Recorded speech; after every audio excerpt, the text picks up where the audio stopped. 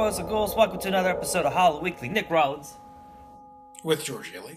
And today we have another episode of How Low Can We Go with Stephen King's Silver Bullet, which comes in at, let's see here, 47% on Rotten Tomatoes. And if you don't know what How Low Can We Go, it's where we start at 59% on Rotten Tomatoes and work our way down 1 point at a time, reviewing all the good movies till, well, 1%. And 0% actually. As far as we can go. Yeah, as far as we can go until they start to not be as good. So, Silver Bullet, Stephen King, screenplay by Stephen King, story by Stephen King, directed by Dan Attias? Yeah, Attias. The only movie he ever directed. Really? True story. I liked it.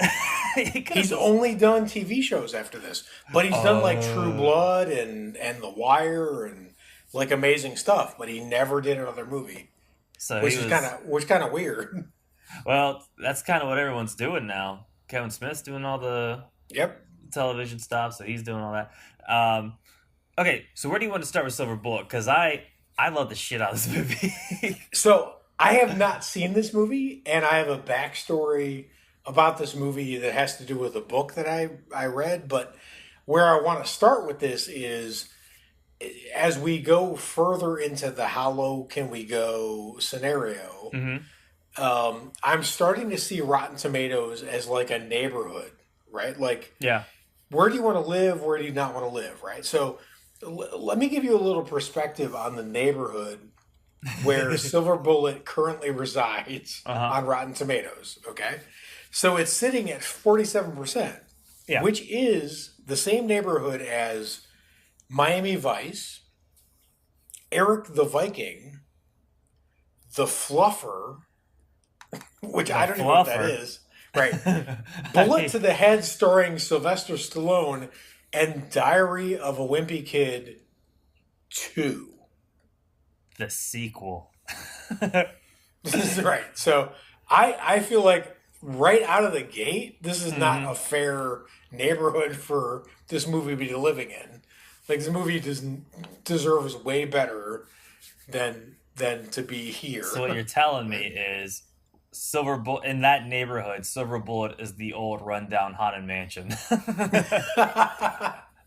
Yeah, I mean, right. But in that neighborhood, that's like the Willy Wonka golden ticket. Like, that movie's sitting there saying, do you want something better? Like, just come watch me, because I'm amazing. Come hang out with us. Because the movie was really, really, really good. But you go way back to this movie, so tell me what you think of. Well, I only remember seeing it on TV, and it actually kind of like surprised me, because I actually remember, or I thought that the intro to the film was the fire or bottle rocket to the eye scene. And I don't know why I thought that. I guess I just had caught it I had caught it at that part, and then I never watched it, so I always assumed like that was the intro. So like when the actual opening started, I was like, "What? This isn't the movie I remember." Because I was movie. Yeah, which totally makes sense now that I've seen it, like, you know, in context, full film. You know, I've always loved werewolf films. Even one of my favorite Halloween decorations is one of the Wolfman. So anything that has werewolves in it, I'm always like, it has to be late phases whack for me not to like it. True story. Which this film is not. I think whatever late phases is at. Hold on, let me get that up since we have the technology here. Late phases. What is way higher, right? Okay, well, late phases is 69%, and Silver Bullet is a way better movie. Right, I know. It's a way better film. Right. Total disagree. So, to start with things, because I don't want to just, like, you know, talk about how great this film is, because it does have flaws to it. Like, it's not like a perfect fucking film. Or a perfect werewolf film, even. Like, some of the things I didn't like, there's, like, some cinematography things that I thought were kind of goofy, like that, like a lot of older films did, where the camera will like pan with one of the characters, then slowly zoom in on him. It's like a very like 80s, 70s like move. So like that's kind of dated. Uh, we talked just a little bit about the music in the film, like when Gary Busey gives him the silver bullet and he's like racing and has that like 80s rock. That's a little dated. I did, but to be fair, I did like. I even made notes of it. Ooh, I gotta get those up. For the music for the werewolf whenever he approaches, I thought the music they used for him was pretty awesome. Um, and the other thing I didn't really get with the film is the payoff. I was waiting for, because it opens up with the sister talking about her brother and like the events going on in the town, and then it closes with her saying some other dialogue, but I don't think there was really a need for that because it had no real purpose to me. Right? Am I going crazy? Yeah, no, no, it was sort of tacked on, but the weird thing is that this movie is The Mist. This is The Mist. Like you're in a small town, Mm-hmm. there's a threatening force. Not many people understand it. Yeah. Most people are going to have bad reactions to it. And if you don't have a good reaction to it, you're going to die. Yeah. Like, right? Like, I mean, this is literally the same movie. The weird thing was the framing device of the voiceover was kind of telling you at the beginning that no one was going to kill themselves in a bleak way at the end. Yeah.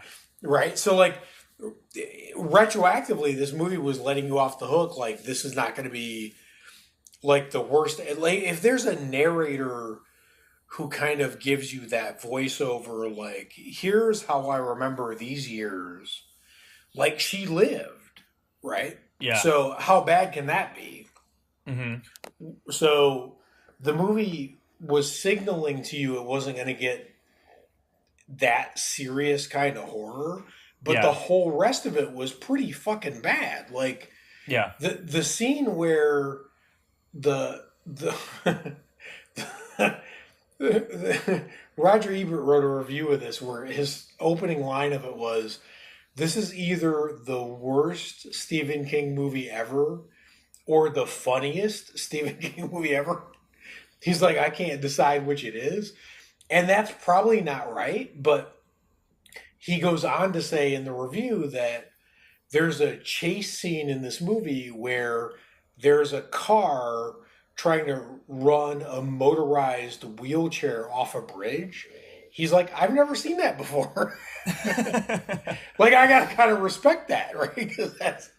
Because that's kind of amazing, Yeah. right? But to me, the most chilling moment of the entire movie is after the chase scene happens, the wheelchair runs out of gas and he's just sitting in like a bridge, and the Reverend walks up and you can't tell it's him because the shot is like you're only seeing the bottom half of him, Mm-hmm. and then he kind of like peeks under the broken like slats of the wood, and you see his eye patch, and there's just this insane religious werewolf fanatic about to kill a helpless like kid in a wheelchair.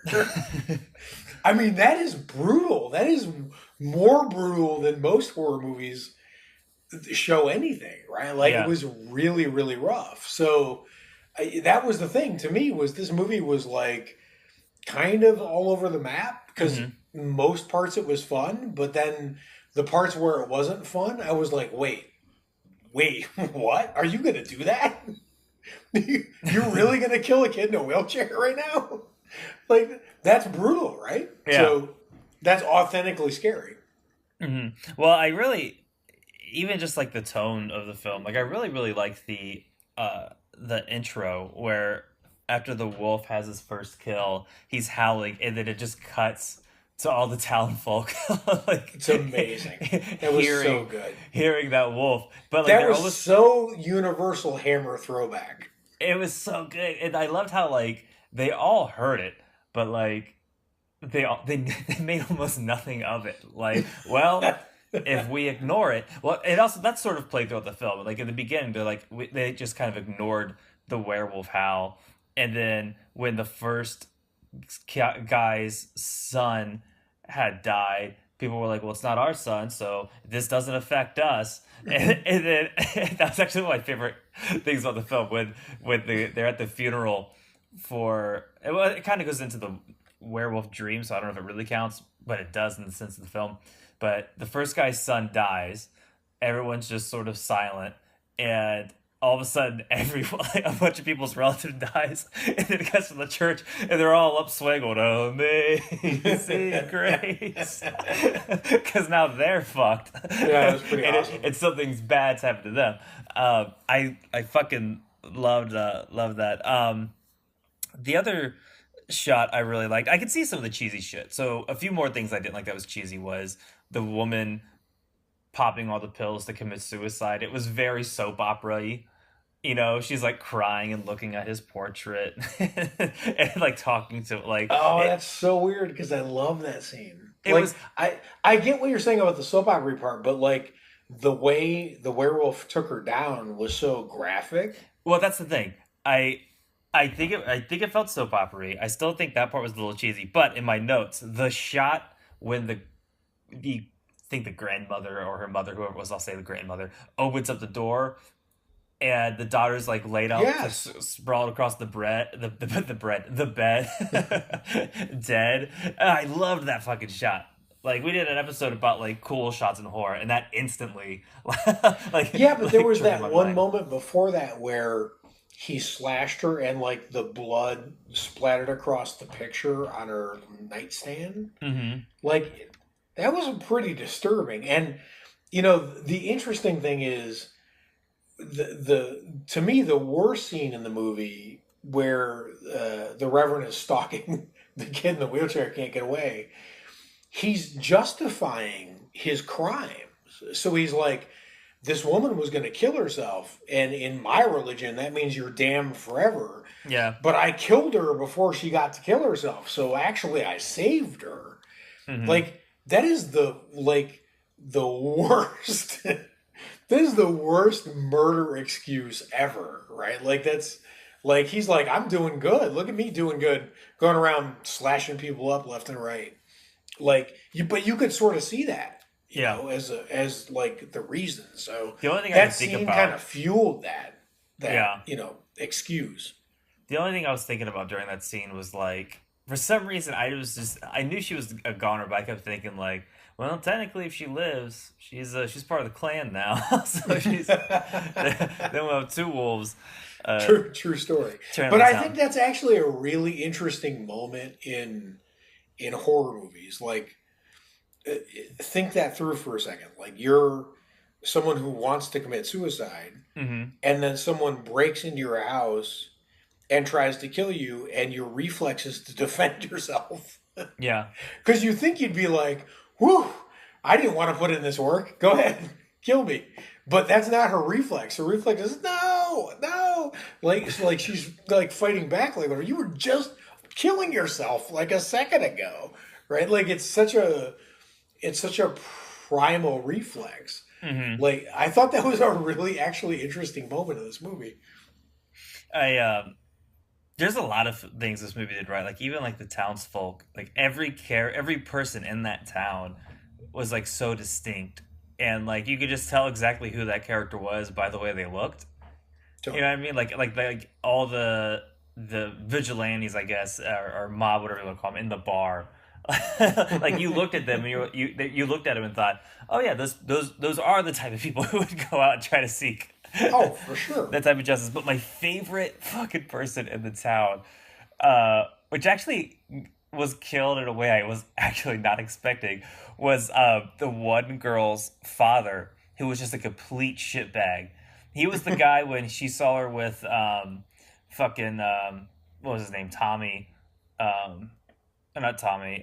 Fucking what's his name? Marty. He said something about like the day of, because he's like he's just this poor as shit asshole And he's like, "Oh, those damn crippled, always on welfare." and, and I love that because that's a total fucking like Stephen King thing that he would make fun of like those type of people who are blaming the Totally. others while taking advantage of the other stuff. But there's one thing I noticed that I wanted to ask the fans, because this is in two Stephen King stories that I remember, and maybe even more. But there's something about like those types of characters always watching wrestling on TV because Stephen King's character, who was sort of like the hillbilly hick guy, was watching wrestling in Creepshow before he touched the meteor shit. Yep. So I'm just wondering, like, what the what his fascination with like WWE wrestling is. Honestly, not to get too deep about it, but I think it's fake versus real, right? Mm-hmm. Because the whole idea of Silver Bullet is, and Gary Busey spends 70% of this movie going, fine, fine, I have this responsibility, but I don't believe what you're telling me. It's all bullshit. I Mm-hmm. mean, he literally unloads the gun of the one silver bullet right before the werewolf attacks Yeah. because he's like, this is bullshit, Mm-hmm. right? So the this is bullshit versus this is real thing Yeah. put up against professional wrestling is actually sort of interesting, That's a right? good. That's Because a professional wrestling is super fake, but a lot of people who take part in professional wrestling die super early, like it was real, like it took a toll. yeah. Like I think that's a thing with him that he's smart enough to get right. So like I think Mm-hmm. that's part of his like thing, but it's also relatable. Like there's no horror creator in history who's ever been better at putting things in his story that make them relatable Mm-hmm. than Stephen King. Yeah. I mean, he's literally the best at that ever. When you're reading a Stephen King story, you might think to yourself, "This is going on too long," or "I'm not as scared as I should be," or like whatever. But the one thing you won't think is these characters are bullshit. I've never met anyone like this. Yeah. Anyone Well, who reads a Stephen King story thinks I met someone just like this, right? exactly. Well, not to, before we get too far off, just to wrap up the my, my favorite townsfolk guy getting it. Favorite because he was a dickhead. I did not expect him to get impaled on the way down from the werewolf attack. No, that was super gory. Holy I did shit. not see that coming. No, I totally was wincing the shit out. Yeah, That was that was not. an oh shit moment for me. I was like, okay. I was expecting, the werewolf slash, but then the fucking floorboard killed him.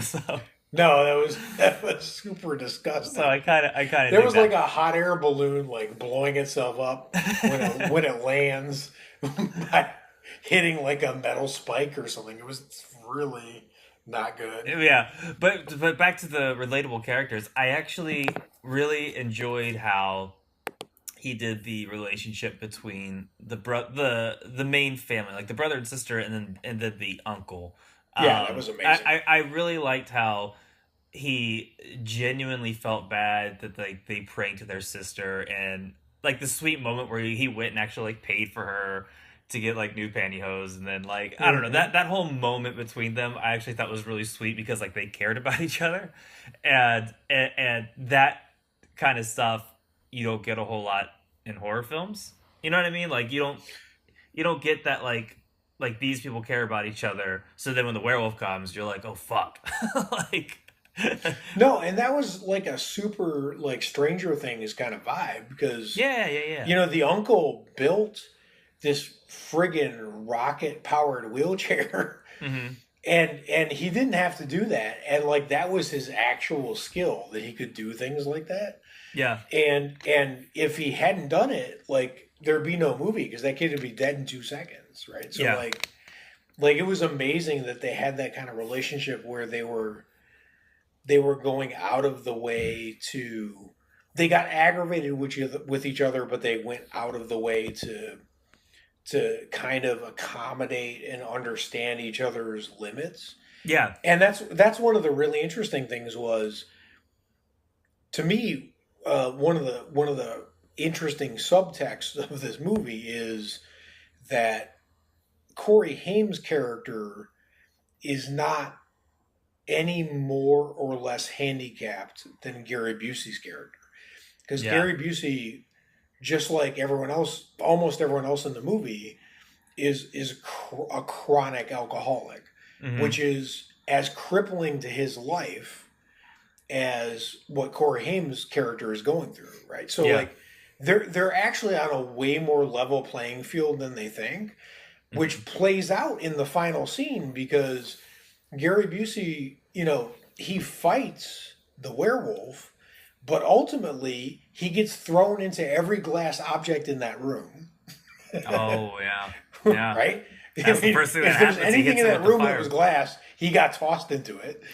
And and then he ultimately gets knocked out, like ingloriously unconscious on the other side of the couch. And it's Corey Haim's character who retrieves the silver bullet, loads the gun, and finishes off the werewolf, which, by the way, he shoots him in his In the in his eye, the only eye he's got left, because his last eye got taken out by Corey Haim. mm-hmm. Right? So like he's actually the best fighter in the movie, Yeah. which is a weirdo, like subtle thing that Stephen King likes to do all the time. Like Mm-hmm. Danny beats his father in The Shining, right? Yeah. And no matter who comes to protect him, whether it's like the Halloran or like whatever, like they're just going to get chopped down. Like it's literally the weakest seeming character that is going to deal the ultimate blow against the villain, right? It Mm-hmm. happens in it. It happens all the time. I've never actually made that connection. That makes me love the shit out of his characters. And he did it again, right? But Mm-hmm. but that's the thing is like my favorite image of this movie is that ridiculous wheelchair chase scene where the Reverends try to run him off the road and Corey Haim fires up Silver Bullet and he thinks it's out of gas or can't start and he takes off and you just see those two little flags on the back of the wheelchair in the distance, like he's like taking off. And there's these two little flags that are supposed to like prevent anyone from running into him, which Yeah. is like so ironic, right? Oh, it's ironic. and and he just Uh, goes off into the horizon in his like little wheelchair with these little flags waving like "Don't hit me, don't hit me, don't hit me," something that which was is such a Stephen King moment. Like it's so glorious. another ironic thing about that scene is earlier in the film, the sister says to I have to have their names up there. To Marty, be careful, you're gonna get stuck in the mud. And then during that chase scene, since he has Silver Bullet, he goes flying past the mud, and the preacher's car or the Reverend's car gets stuck in Totally the mud. stuck. And I was like, yes. Oh, it's so good. That whole part's so good. I freaking love all of that. So talk to me about the villain, the preacher, because I thought he was amazing. I thought, well, first of all, I wanted to talk about two actors in particular. One, I had read somewhere before, like I already knew who the werewolf was, but then I had forgot rewatching the film, and I thought it was either going to be the sheriff for a hot second, and then I remembered it was him. God damn, do I fucking love that actor, Everett McGill, Mm-hmm. who I just want to mention. Well, you mentioned before we recorded, he was Big Ed Hurley in Twin Peaks, which I haven't seen yet in the new He was episodes. so good. No, he He's hasn't in the been in new the new episodes, yeah, but he was in the old. Yep. and he was in a deleted scene in Firewalk, so I didn't see that. But he was one of my favorite dudes that we had mentioned on a previous episode. He was the father in The People Under the Stairs, Yes. and he is Totally. he just has this like you're not gonna fuck with me face whenever he's So in a good. film. He's so intimidating. He is He's so so fucking good. intimidating. He has these eyes, and it's like his jaw, like the way he like puts himself together is fucking like scary. Yeah, and his voice, like that scene when Silver Bullet runs out of gas and he's stalking Corey Haim in the bridge, like that Mhm. scene where he walks in and the things that he's saying Oh are god. so chilling. He's like, you're about to have a horrible accident. You're going to Oh drown God, in the yeah. river. Like, it was so good. Like, he's so good at that delivery. And even the scene, which was my favorite scene in the whole fucking movie, was the werewolves in church scene. Because to me, that's like the ultimate fucking like creep show Stephen King, like fucking EC Comics, like Totally. like I could just rewatch that scene. Like if you did a compilation of like most kick-ass fucking scenes in horror films, that's definitely one of them. Like the blood coming out of the fucking organ too. I Oh love, my God, it was amazing. and then everyone's a werewolf, and just him acting that scene and him.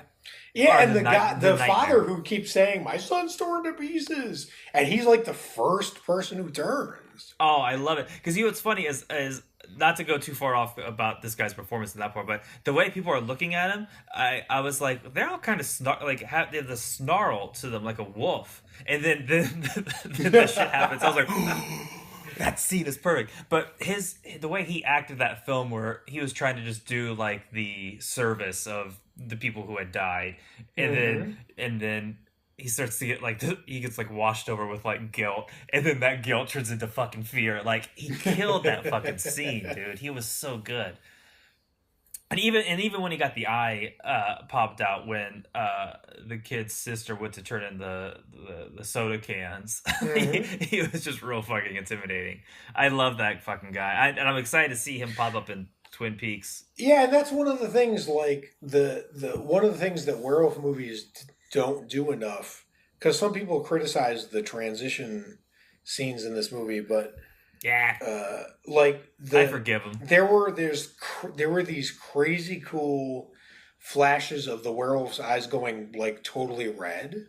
Yeah, and they were so scary, mm-hmm. and they were so good, but you could totally see after the movie was over that the Reverend tied into that. Like he would get that mad. You know what I mean? Like he sold that, right? Yeah. So it wasn't just like a cheesy effect. He just looks like he has a constant anger issue. But you also like the sheriff. Oh, so the sheriff, Terry O'Quinn, so we did an episode and we left it open because there's of great performances in horror, or just great actors who do a lot of horror. And we left it open because there's a lot more actors that we have to cover. And just to throw a quick little shout out to Terry O'Quinn, who was the sheriff. This motherfucker, all right, not only was he in Silver Bullet, and he was phenomenal in that, and I loved him in that. I'm sad he got the Peacemaker. Was it I think it's what the bat was called, the Peacemaker. Yep. To the noggin, which actually like was pretty. That scene was. I actually kind of like that scene a little bit. I wish it was just a little bit longer, but this guy, I gotta talk about him. He was Jerry Blake, who is the stepfather in the Stepfather films 1 and 2. And I mentioned that this had a Tales from the Crypt vibe. Well, guess what? He was in Tales from the Crypt. Oh shit! Not only that, but when they did the 80s Twilight Zone, he was in that, and he was also in the X-Files. So he hit up all the big fucking horror, all the big horror shows. So this guy's Good like for that guy, to man. me, and he was in, he's in Lost, one of the main guys in that. And I was just looking at his IMDb, he has a fuck ton of credits, but like to me, like that's like a legendary like horror guy. Like if you're in X-Files, Twilight Zone, and Tales from the Crypt, and you're in Stephen King stuff, and you were the lead in The Stepfather 1 and 2, which were pretty good films because, of course, every episode, Good Bad Flicks did an exploring series. It was really great. Check it out. Yeah, he's fucking good. What? That's all he did? Come on. That's it? No, only that's not those things. No. Oh, I thought you were fucking with me. I'm like, man, I am fucking with you. He's 100. That's amazing. 114 credits on IMDb. That's totally amazing. He's fucking phenomenal. He's not in the film a whole lot, but when he is, he's pretty fucking good. So I really liked him. All right, so let's close this out by talking about the werewolf genre in general and how weird it is. Well, real quick, before we close, Yes. one more actor we barely talked about, Gary Busey.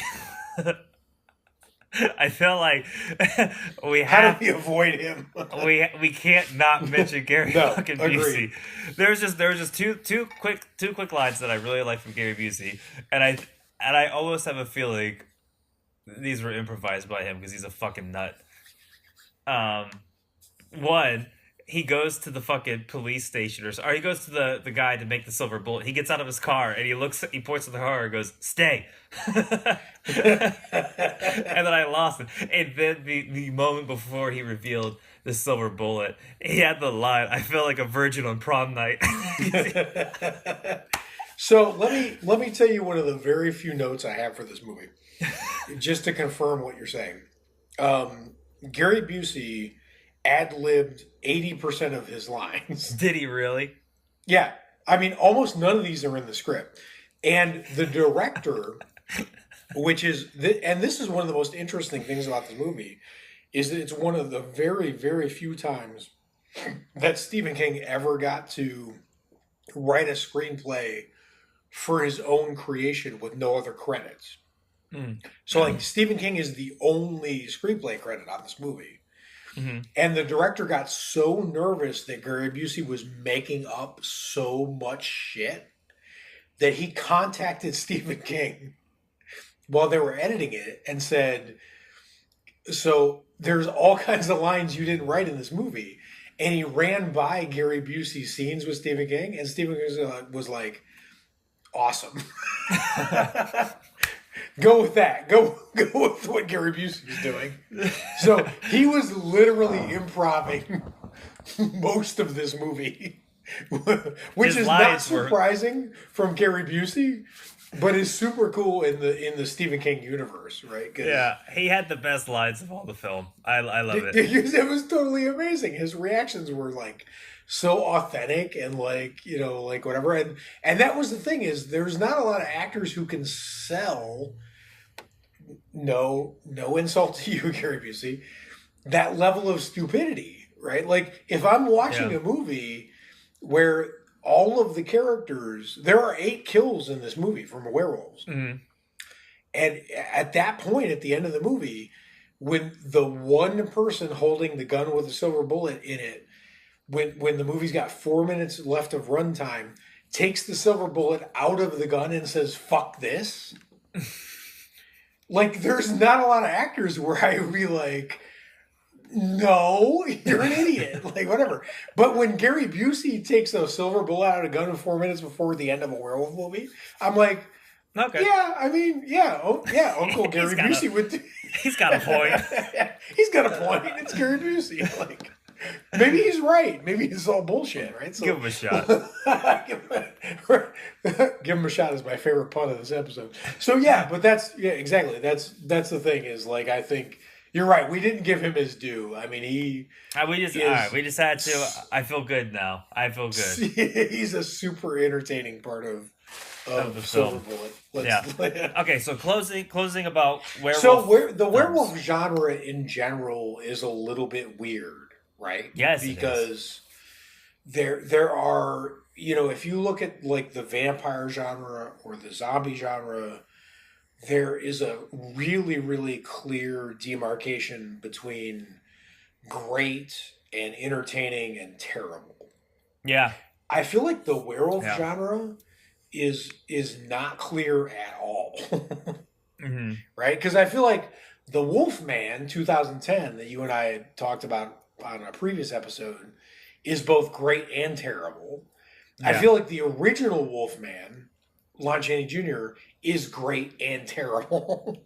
Mm-hmm. Right? Like, I feel like this genre is particularly haunted with the possibilities of being great and terrible at the same time. Yeah. And there's only a couple movies that ever escape that. That, like, American Werewolf in London obviously escaped that. Mm-hmm. I think Wolfen escaped that. But there's not that many that escape that, like, thing. Yeah. I feel like Silver Bullet is aware of that. A werewolf. Ooh, podcast title. Yes. Nice job. I no, I totally. I really, I feel like this is a very self-aware movie where they knew that the inherent concept is both ridiculous and terrifying at the same Mm-hmm. time, and they just went with it. Which Mm-hmm. is my problem with Late Phases, because Late Phases was like this weirdo mix of like PTSD veteran Yeah. somberness with werewolf comedy. You Mm-hmm. know? That doesn't really work. So tell me, like in the werewolf genre, where do you put this, and what are your favorites, and what do you think I was of? thinking about that. So like, because the scene in the shed where the preacher transforms and kills the sheriff, I was thinking like something was weird about that scene. Like I wish it was more like vicious. Like I wish the wolf would have done more shit rather than get his second kill in with the peacemaker. Mhm. Um, so I was thinking about that. The weird thing with werewolf films is there hasn't actually been a werewolf film where like there was like I was almost imagining like if there was just like a long like one take of like a werewolf kill that was just like fucking brutal that would like make your stomach turn. But then I realized like if you do a werewolf um movie where the wolves do more shit like that, it tends to almost lean, this is gonna sound weird, towards like action film and almost sort of towards like the underworld side of werewolves. So it's Oh, either interesting. so Yeah. to me it's either the werewolves are straight fucking horror, like the way Silver Bullet did it, the way American Werewolf did it, the way the Wolfman did it, or because if you try to do more with them, anytime you try to do more with them, it immediately leans towards underworld. And there's just it's just a weird fucking line that it puts that genre and those creatures at, like, to be able to try to do something different and new, which is why I think American Werewolf did something, which is why it's considered one of the greatest, because it did something kind of different. It was like, fuck that, we're doing we're our own thing. Leave us alone. um and and same with the 2010 Wolfman, because they got like the atmosphere down right. Rick Baker's Werewolf was fucking amazing, but anytime the wolf where there was like any sort of horror esque scene or scenes with the Wolfman, they sort of lean towards action, which then went to the Wonderworld side of things. So it's just really fucking weird. I'd like to Right, actually do a and it forces people into really weird choices, and yeah. that's the thing is like one of my favorite movies in the werewolf genre is the movie Wolf with Jack Nicholson and Michelle Pfeiffer. Yeah. But the werewolf transformation, which by the way was done by Rick Baker, was Which wolf hasn't he apparently done? right. But right, I know, but apparently when they storyboarded it, Rick Baker was like, "All right, so you're going to turn into a wolf, and here's what I'm going to do. I'm going to add sideburns." like Mm-hmm. sideburns aren't terrifying. Like what's No. happening here, right? Mm-hmm. Because it's a really really tricky thing to actually pull off. And I think Silver Bullet is better at it than I Yeah. ever would have suspected. Because I think Yeah. Silver Bullet. The the full body shot of the wolf, like, as hokey as it may look, like the scene where the preacher transformed in the shed looked pretty cool. Any close up of the wolf looked really great. Even the hands when he was crawling up the side of the house to kill the one girl, like all that looked good. Like I think. And the other thing with the werewolf movies is everyone. I feel like people base a lot of their judgment on the actual transformation of the werewolf. Like somehow, because of Lon Chaney Jr. and that scene, and then I also blame American Werewolf. Not to blame is a bad thing, but because of those two films, whenever you do a werewolf scene, you're always waiting for the transformation, and even the howling, like because people just want to see like this person in pain turning into a werewolf, and then they judge like 60% of the film off that one scene, and not Gary Busey's performance. Right, totally. But that's what I think lifts this movie out of the doldrums of Rotten Tomatoes, like not fresh rating, Yeah. is that Stephen King was clever enough, and Hmm. the people making the movie were clever enough to realize that there's two things happening in a werewolf transformation scene. One is the transformation, and the other thing is who is he going to kill after he transforms? Yeah. right? So back to Lon Chaney, the Wolfman, back to all the other, like, no one has upped the ante on that scenario the way that Stephen King did. That Yeah. werewolf bust into the room, and who's in the room? It's a clueless uncle, a girl who is going to narrate the movie afterwards, but like has shown no ability to fight up to this point, and a kid in a Hmm. wheelchair. Yeah. Like As opposed he to, London, or what do they call it? London, Scotland Yard on the case. right. He amped up the threat of who was going to get killed. Yeah. He didn't amp up the threat of who was transforming. He figured out the mathematical equation on the other side Yeah. of who was going to die. Right? Also, the other thing he did is in all the Wolfman films, like even the Wolfman and the Monster Squad, they're like, "Oh, please kill me! I'm going to turn into the werewolf. Oh my god, fucking help me!" But this guy's like, "I know who I am. I know who I am. I know what I'm going to do, and I'm going to do it even when I'm not him. I'm coming for you, boy." Totally And I like true. that, like, because is there any other werewolf film where like the werewolves are like, "Yeah, yeah, we're gonna fuck you up"? I think maybe The Howling, didn't The Howling or Dog Soldiers? I don't know. Th- doesn't hold up to the performance of this guy though. Yeah, but that's the thing is like you don't have to hesitate to answer that for vampire films. Like, is there any other film where vampires are like the answer is 30 Days a Night, Daybreakers, blah blah blah. Yeah, But in werewolves, you have it's to think harder to about it. answer, Yeah, right? So that's the point. exactly. But I actually love this movie, and I'm so sad I haven't seen it up to now, It's a and really I'm easy glad I saw watch it now. too. Yeah, totally, So if you haven't absolutely. seen it, check it out. Now the real question is, where would you rate Silver Bullet? My percentage is usually like for the most part for how low can we go. It's always been like solid 80 or 75. Like we've had like definite numbers, but this one I'm like Mm-hmm. having a hard time sort of placing. Like Good. I don't want to place it too high because I know it has its flaws. I almost wanted to say so 59 is rotten. This film at least should have been at least 65. Like I liked it more and I'll probably watch it again during Halloween, but if somehow if that film could be at 65%, that's like not rotten. I'd be okay. I'd be okay.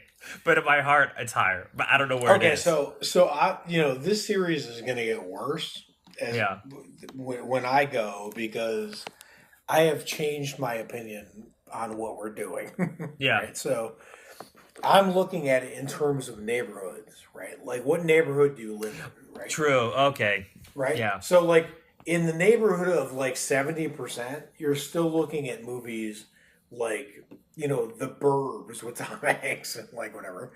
So, like, in which it terms of easily, yeah, ugh, but in terms of neighborhoods of movies, when I look where this movie belongs, I'm hmm, like, this is like a solid 72, yeah. right? I'll bump it up to that. I'll bump it up 72. That's not just a copycat you, but you make a good point. Yeah, but those, I mean, right. But that's the point is like when you look at the movies that are sitting at 68 or 67 or like this movie had so much heart. It was trying to do so much right, and there were so many movies that were just like cynical cash grab movies that weren't what this movie was about. And if there's anything, like there's all kinds of things you can say about Stephen King that are critical, but the thing you can't say about Stephen King is that he's just trying to like grab a bag of money. Like he really believes what he writes and creates. I don't think this movie deserves to dwell with like the 47% movies of like The Burbs or Hmm. Cheers 2 or like all the crap that's at 47%. This No. movie is way, way better than that. And the thing that about Stephen King is that he, whatever you want to say about Stephen King, Stephen he, King rules. yeah, but you, right. whatever shirts you want to wear about Stephen King, whatever you want to say about Stephen King, the ultimate point of him, he lives or dies by this, is that he means what he does. Like, it's authenticity, right? Mm-hmm. So, like, an authentic movie based on this subject matter, Yeah.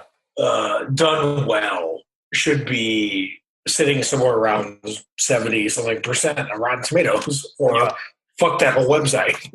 Yeah. Yeah, I agree. I'll say 72. If I don't know. For some reason, like when I see 65, when I said 65, I'm like, well, if enough people just got banded together, we could make that happen, baby. We could get it up fresh. I don't think it matters. If you're going to see the film, you're going to see it regardless. But you're leading like a union charge for. I mean, yeah, exactly. So we're going on strike for Silver Bullet. We're going on strike. And take some time out to do the things that we know will make the show better. We'll make sure the films you think you want to see are actually pretty damn good. So until next time, stay scary, subscribe on iTunes and give us a rating, and watch a bunch of horror films. Spread the dread. Bye, guys. Bye, guys.